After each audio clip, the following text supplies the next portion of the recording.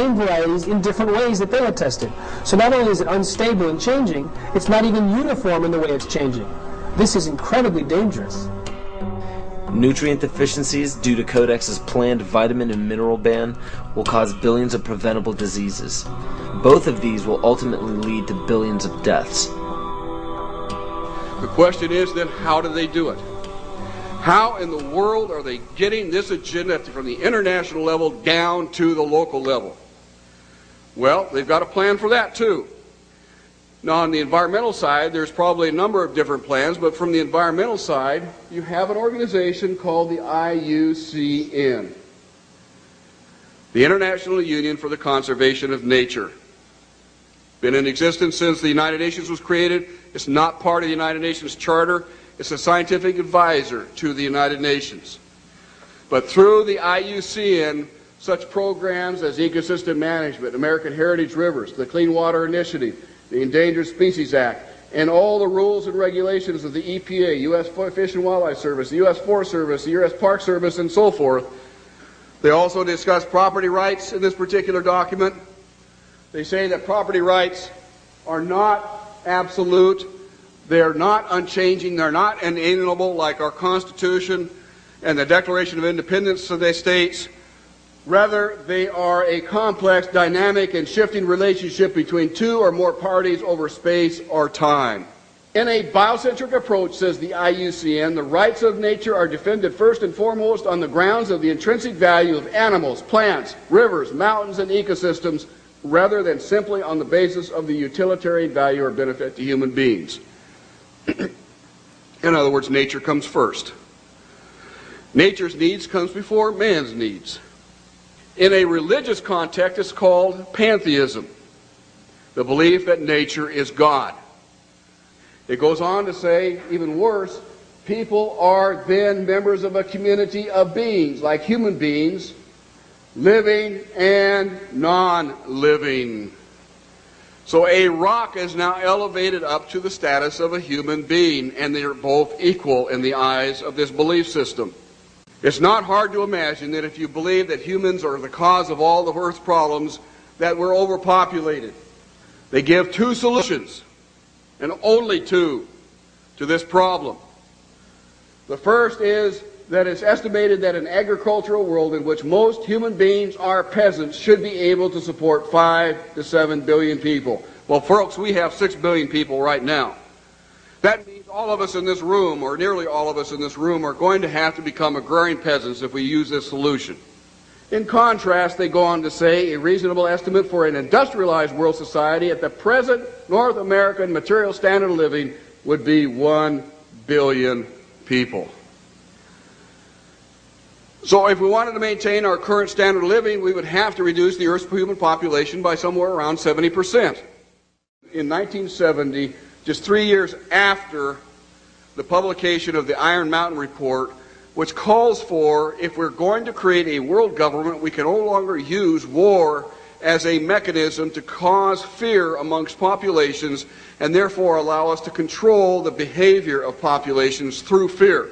And they settled on, in 1967, in their publication called the Iron Mountain Report, the environmental holocaust. In 1970, 3 years after that publication, Foreign Relations began to publish a series of articles describing the ecological holocaust that was facing the world. And in this particular issue, the first issue done by George Kennan to prevent a world disaster, where it sums up in 3 points that the eco-crisis is a global threat so great that it endangers all of life on Earth.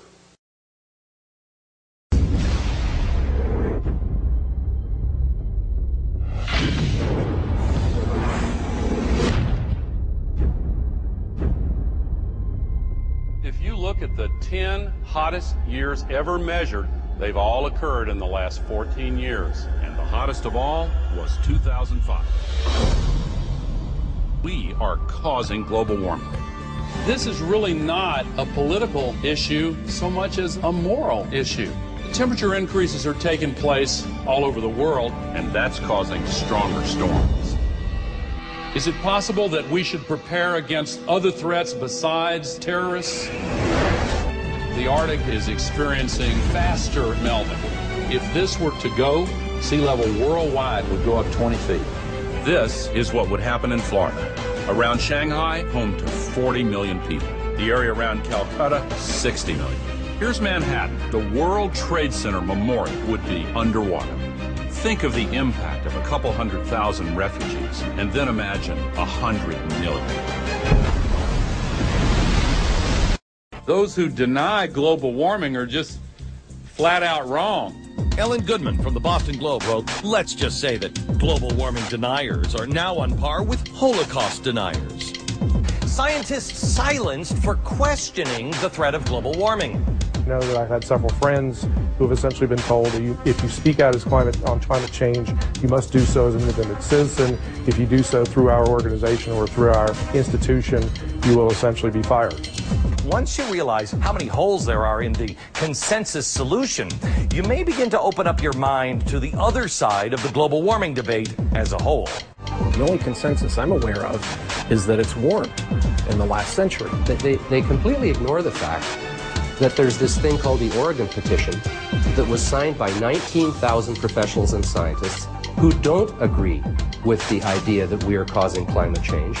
I can't tell you how many calls I've received from parents saying their kids are now being shown an inconvenient truth completely unchallenged, not just in science class, but in art and math classes. I have to speak out and say that the science we have is still incomplete, and the science we're being told by the IPCC is really incorrect science.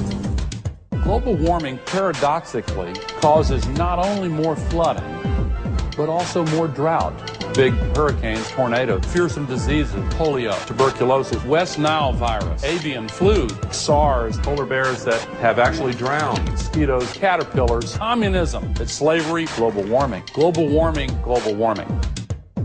Aurelia Pecci, who actually created the Club of Rome, and it's the inner circle of the global elitists in 1991, stated that while searching for a new enemy to unite us, we came up with the idea that pollution, the threat of global warming, and the like would fit the bill. All of these dangers are caused by human intervention. The real enemy then is humanity itself.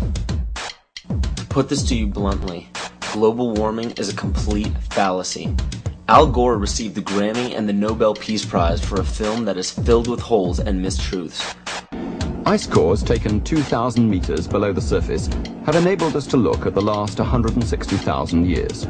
We believe that in Greenland, the medieval warm period was about 1.5 degrees warmer on average than today. And they also show consistently warmer temperatures thousands of years ago before man-made greenhouse gases existed.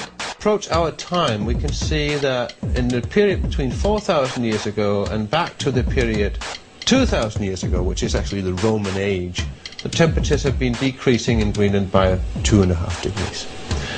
Al Gore is made out to be a revolutionary figure attempting to save the planet, which is quite true.